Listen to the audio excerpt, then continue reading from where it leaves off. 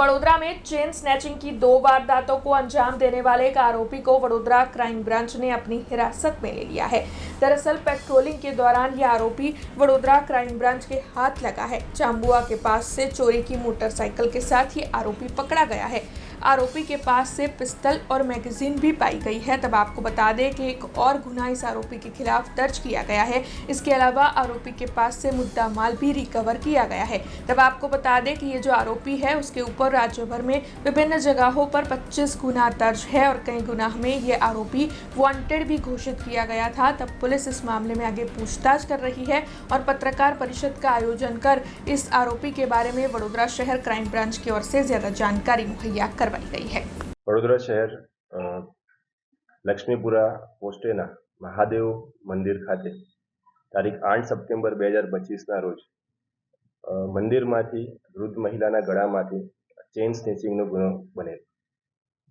તે જ દિવસે માંજલપુર ખાતે પણ ચેન સ્નેચિંગનો ગુનો બનેલ અને મકરપુરા પોસ્ટે ખાતે એક બાઇક ચોરીનો ગુનો બનેલ, જે અંતર્ગત માનનીય સીપી સાહેબ, એડિશનલ સીપી સાહેબ, ડીસીપી સાહેબ નાઓના સૂચના અને માર્ગદર્શન હેઠળ ક્રાઇમ બ્રાન્ચની ટીમ ત્રણેય ગુના ડિટેક્ટ કરવા માટે કાર્યરત હતી।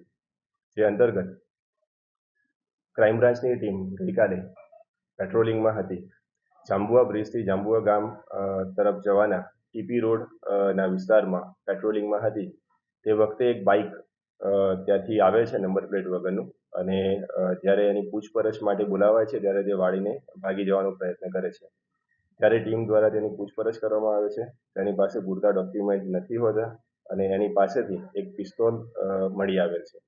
જે અંતર્ગત ડીસીબી પોસ્ટે ખાતે અલાયદો ગુનો દાખલ કરવામાં આવેલ છે અને તેની તપાસ ચાલુ છે।